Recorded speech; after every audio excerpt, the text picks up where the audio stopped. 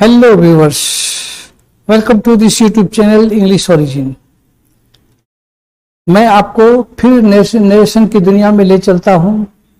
Narration में हम आपको 3 वीडियो लेक्चर दे चुका हूं, जिसमें मैं इम्पोर्टेंट जो हिस्सा था जो उसके बारे में मैं आपको चर्चा कर चुका हूं। उसी में मैं शुरू में आपको बताया था कि नरेशन को जो हम बदलते हैं डायरेक्ट से इनडायरेक्ट के लिए, तो डायरेक्ट से इनडायरेक्ट स्पीच बनाने में हमको ख्याल रखना पड़ता है कि ये वाक्य किस काइंड्स ऑफ सेंटेंस का है। फिर बात आ गई काइंड्स ऑफ सेंटेंस। ये काइंड्स ऑफ सेंटेंस कितने होते हैं? तो ओल्ड इंग्लिश ग्रामर में ये 5 काइंड्स ऑफ सेंटेंसेस होते हैं। पहला है असर्टिव सेंटेंस, दूसरा है इंट्रोगेटिव सेंटेंस, तीसरा है इंपेरेटिव सेंटेंस, चौथा है ऑप्टेटिव सेंटेंस, पांचवा है exclamatory sentence. Modern English grammar में इसमें क्या किया गया है कि असर्टिव को स्टेटमेंट कहा जाता है, इंट्रोगेटिव को क्वेश्चन कहा जाता है, इंपेरेटिव को कमांड कहा जाता है, ऑप्टेटिव और एक्सक्लेमेटरी को दोनों को मिलाकर के एक्सक्लेमेशन कहा जाता है। तो चलिए आज हम चर्चा करते हैं narration for optative sentence and narration for exclamatory sentence. तो here is doctor Murlidhar Mishra once again before you। इसमें मैं आपको ऑप्टेटिव सेंटेंस के नरेशन डायरेक्ट से इनडायरेक्ट स्पीच में बदलने का नियम बताने जा रहे हैं। इसके लिए हमने रूल 1 दिया है। उधर के सेंस के अनुसार इधर के वर्ब को विश्ड, प्रेड, ब्लेस्ड देकर बाकी को असर्टिव की तरह बनावें। ये ध्यान रखिए, ये नियम को बढ़िया से दिमाग में रखिए, ऑप्टेटिव के मास्टर हो जाएंगे आप। इसमें एक टेक्निकल एक बर्डन है आपके ऊपर कि उधर के सेंस को पकड़ना है। उधर का सेंस क्या होता है, तो वाक्य को आपको गौर से देखना होगा। जिस तरह से हम कमांड या इंपेरेटिव सेंटेंस में बताए थे कि आपको उधर का सेंस पकड़ के ही आप इधर बदल सकते हैं, यानी कि जिसको आप इधर के वर्ब यानी कि रिपोर्टिंग वर्ब उसको बदलते हैं। तो अगर हमको वो रहता है ऑर्डर बुझाता है तो ऑर्डर्ड कर देते हैं, रिक्वेस्ट बुझाता है तो रिक्वेस्टेड कर देते हैं, अगर उसमें बुझाता है कि मनाही है तो फॉरवर्ड कर देते हैं। तो इस तरह से उसको बदलते हैं। लेकिन in the case of optative sentence को आपको समझना होगा कि ऑप्टेटिव सेंटेंस में विशेष रहता है, प्रेयर्स रहता है, ब्लेसिंग्स रहता है, ये सब रहता है। उसी का वर्ब इस्तेमाल कर लेते हैं। आमतौर पर वो पास्ट में रहता है, इसीलिए विश्ड, प्रेड, ब्लेस्ड दे देते हैं। ये समझ गए आप। अब इसको एग्जाम्पल से समझिए। अब यहाँ देखिए ही सेड टू मी। अब ये ही सेड टू मी क्या है, तो देखिए he said to me comma inverted comma में है may God bless you. Sorry, यहाँ ब्लेस होगा, ये नहीं होगा, V1 होगा। हमेशा मे के बाद V1 आता है, याद रखेंगे आप। तो मे गॉड ब्लेस यू। आप इससे भी समझ सकते हैं कि ऑप्टेटिव सेंटेंस के वाक्य जो होंगे वो मे से शुरू होंगे। तो मे से जब जो वाक्य शुरू होता है तो आपको उसी हिसाब से क्या करना है, समझ लेना है कि वो ऑप्टेटिव है। जैसे आप ऑप्टेटिव समझे तो उसका सेंस पकड़िए आप कि विश है कि प्रेयर है कि ब्लेसिंग है। अगर लगे कि जैसे उदाहरण आपको हिंदी में अर्थ लगाना होगा ही सेड टू मी, तो ही सेड टू मी का क्या माने हो गया, उसने मुझे कहा। मे गॉड ब्लेस यू, ईश्वर तुम्हें आशीर्वाद दे। ये जो ईश्वर तुम्हें आशीर्वाद दे, इसका मतलब है कि ये विश भी है, प्रेयर भी है। आप विश भी बना सकते हैं, प्रेयर भी बना सकते हैं, या फिर आप ब्लेस भी बना सकते हैं। तो आप यहाँ इसमें जो भी देंगे आप सेड टू के बदले वो सही हो जाएगा। जैसे यहाँ हमने विश दिया है, आप चाहें तो आप प्रेयर भी दे सकते हैं, आप चाहें तो ब्लेसिंग भी दे सकते हैं। तो चलिए ब्लेस्ड, तो ही ब्लेस्ड मी या he prayed me that God might bless me. तो यहाँ क्या हो जाएगा, गॉड, हम ये मे को उठा करके हम क्या करते हैं, सब्जेक्ट के बाद रख देते हैं। तो क्या हो जाएगा, मे का माइट, क्योंकि आपको एसर्टिव सेंटेंस के नियम से आपको बनाना पड़ता है। तो एसर्टिव सेंटेंस में रूल 2 पढ़े थे आप, इधर पास्ट तो उधर भी पास्ट, इसीलिए यहाँ में क्या हो जाएगा, ये में जो है ये हो जाएगा माइट। समझ गए आप? तो इससे क्या होगा कि आप मजे से ऑपरेटिव सेंटेंस के डायरेक्ट सेंटेंस को इनडायरेक्ट स्पीच में बना सकते हैं।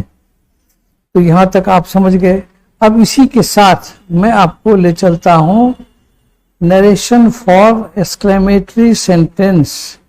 अब नरेशन फॉर एक्सक्लेमेटरी सेंटेंस में हम क्या देखेंगे कि इसमें जब एक्सक्लेमेटरी सेंटेंस बनाएंगे तो यहां भी देखिए ध्यान से, आपका यहां भी वही रूल है, उधर के सेंस के अनुसार इधर के वर्ब को exclaimed with Joy, sorrow, hatred, surprise देकर बाकी को असर्टिव की तरह बनावे। ध्यान रखिए, आपने वहां भी असर्टिव में की तरह बनाया, यहां भी आप उसको असर्टिव बना रहे हैं। आप वहां भी सेंस पकड़े थे, यहां भी सेंस पकड़िए, तो उसका हिंदी अनुवाद करके आप उसका सेंस पकड़ सकते हैं कि वो किस सेंस में कहा गया है। आप जान लीजिए एक्सक्लेमेटरी सेंटेंस में कैसे होते हैं। तो उसमें जॉय, सॉरो, हेट्रेड, सरप्राइज का अगर बोध हो वो वाक्य एक्सक्लेमेटरी कहलाता है। अब यहाँ आपको सेंस पकड़ लेना है कि खुशी से बोला है। एक्सक्लेम मतलब होता है बोल उठना, अनायास बोल उठना। तो आप जॉय अगर बुझावे कि खुशी से बोला है तो आप एक्सक्लेम्ड विथ जॉय दे दीजिए। अगर आपको बुझावे कि दुख से बोला है तो एक्सक्लेम्ड विथ सॉरो बोल दीजिए। अगर आपको बुझावे कि उसमें घृणा का बोध हो रहा है तो आप कह सकते हैं एक्सक्लेम्ड विथ हेट्रेड। अगर आश्चर्य का बोध हो तो आप कह सकते हैं कि एक्सक्लेम्ड विथ सरप्राइज। अब बाकी को असर्टिव की तरह बना दीजिए। और एक बात यहाँ नोट रखिए कि यहाँ हमने आपको बताया है नोट। ये नोट में क्या बोलते हैं हम कि जितने भी इंटरजेक्शंस हैं ये पहचान बताता है कि ये सेंटेंस क्या है, एक्सक्लेमेटरी सेंटेंस है। ये एक्सक्लेमेटरी सेंटेंस हमको ये बता देता है। अब ये जब हम जान जाते हैं कि ये इंटरजेक्शन है तो वाक्य क्या है, एक्सक्लेमेटरी। ये भी एक पहचान हो गया। दूसरा एक पहचान यह है कि यहाँ भी वो जो होता है नोट ऑफ एक्सक्लेमेशन होता है, यहाँ भी रहेगा। और यहाँ भी आप देखेंगे कि इस वाक्य में नोट ऑफ एक्सक्लेमेशन रहेगा। सभी वाक्य में नोट ऑफ एक्सक्लेमेशन रहेगा, यहाँ दिया हुआ है। तो आप देखिए कि ये भी एक पहचान हो गया। तो दोनों में आप क्या ध्यान दे रहे हैं कि एक चीज कॉमन है कि वहां भी नोट ऑफ एक्सक्लेमेशन है, तो आप समझ जाते हैं। लेकिन in the case of objective वहां वाक्य शुरू होता है में से, और यहाँ शुरू होता है वाक्य कौन चीज से, इंटरजेक्शन से। आह, ओ, हुर्रे, एलास, ये सब रहता है। आप यहाँ देखिए, ही सेड, वो कहा, hurray, we won the match, हम लोगों ने मैच जीता। तो hurray we won the match का मतलब हुआ, मान लगा लीजिए आप कि वाह हम लोगों ने मैच जीता। तो इसी को हमको बनाना है। तो क्या करेंगे, हम फट से बना देंगे एक्सक्लेम्ड विथ जॉय, खुशी से बोले हम लोगों ने मैच जीता। तो हम लोगों ने मैच जीता खुशी से बोलता ही है लोग। अब इसको यहाँ तक तो आप दे दिए exclaimed with Joy.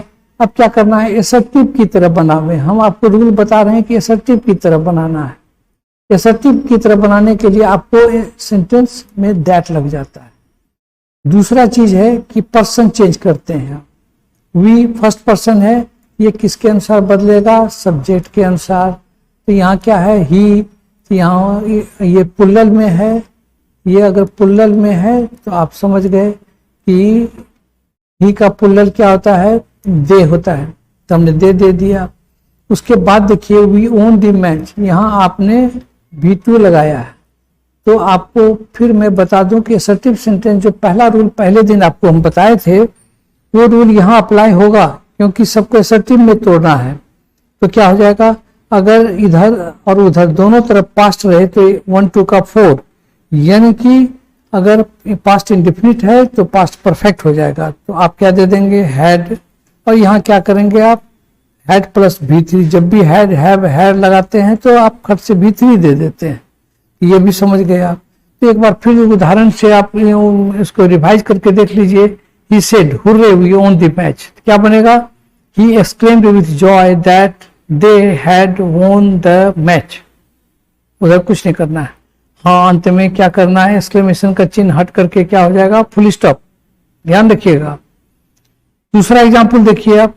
He said oh what a fine picture it is. अब इसमें क्या देख रहे हैं?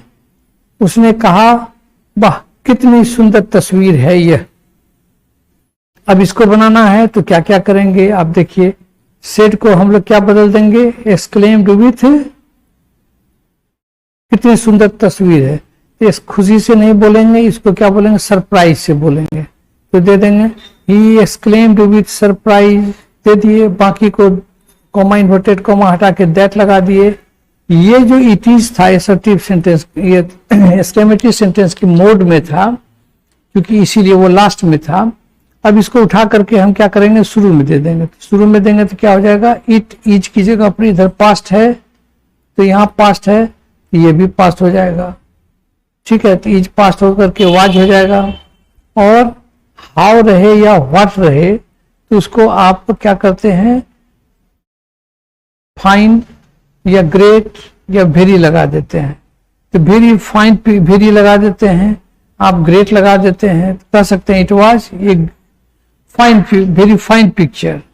तो यहाँ क्या देख रहे हैं आप? इसको नियम में हमने दे दिया है आपको कि हाउ या व्हाट रहे। इस नियम को ध्यान से देखिए आप। हमने यहाँ एक रूल दिया है आपको नोट में। तो क्या करना है आपको? ये नहीं भी ये आपको नहीं भी रह सकता है। थोड़ा एग्जाम्पल से इसको समझ लीजिए। इसकी जगह पर हम क्या देते हैं? ही। तो ये ही काहे देते हैं?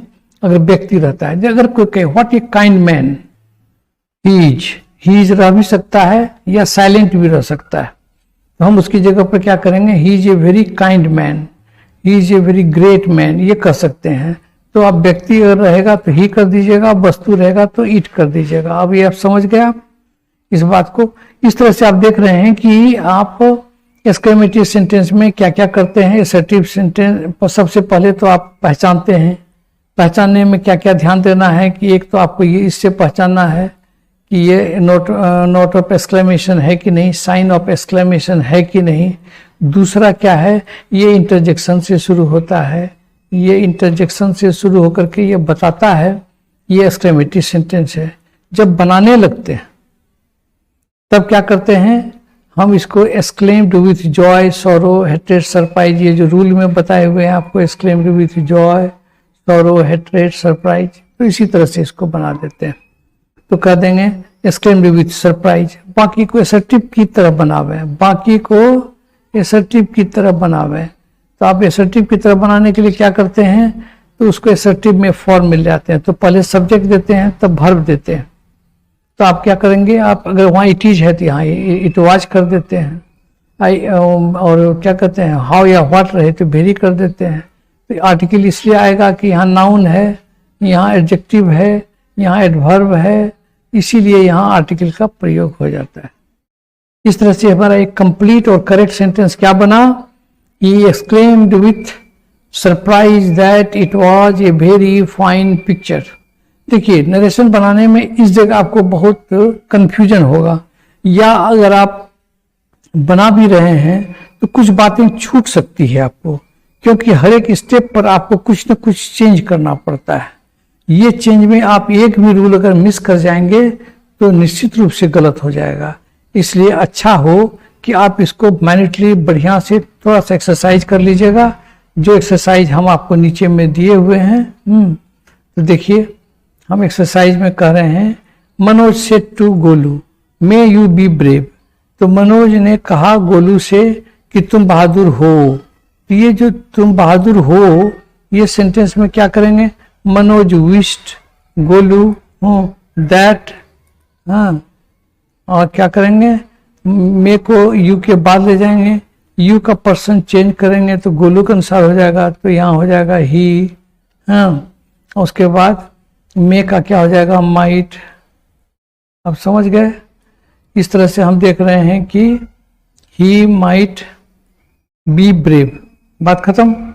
उसी तरह से देखिए, how you said how kind a man he is, तुमने कहा कितना दयालु आदमी है वो। इसको क्या बनाएंगे, यू एक्सक्लेम्ड विथ जॉय या सरप्राइज भी दे सकते हैं। तो surprise, how kind a man he is, तो ही इज को शुरू कर देंगे तो दैट ही वाज कर देंगे, कहा कि इधर पास्ट है, सेड है तो ही वाज, हाउ को वेरी कर देंगे तो he was a very kind man, हो गया। एक उधर लेके चल जाएंगे।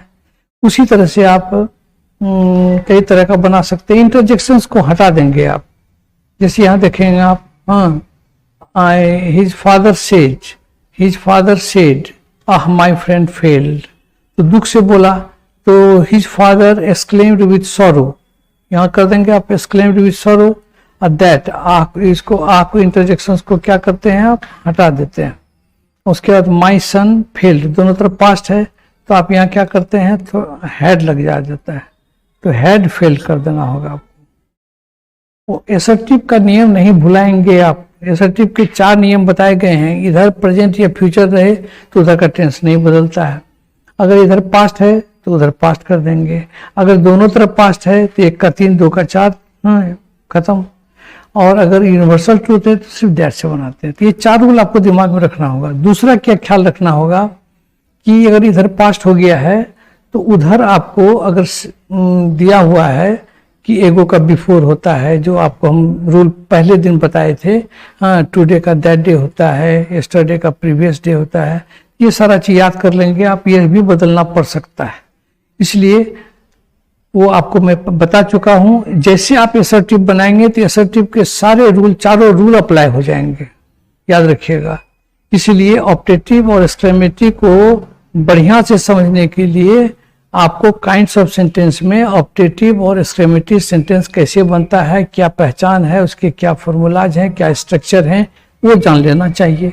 दूसरा चीज, नरेशन में जैसे हम ये पढ़ा रहे हैं तो इसके पहले आपको जान लेना चाहिए कि असर्टिव सेंटेंस के वाक्य को हम डायरेक्ट वाक्य को इनडायरेक्ट स्पीच में कैसे बदलते हैं। अगर आप ये 2 काम कर लेते हैं, be sure this is the easiest form of your learning narration in English grammar. Thank you very much. अगर आप हमारे इस YouTube चैनल पर नए हैं तो प्लीज़ आप इसको सब्सक्राइब कर दें और अपने मित्रों को भी आप शेयर कर सकते हैं ताकि उसको भी लाभ मिल सके।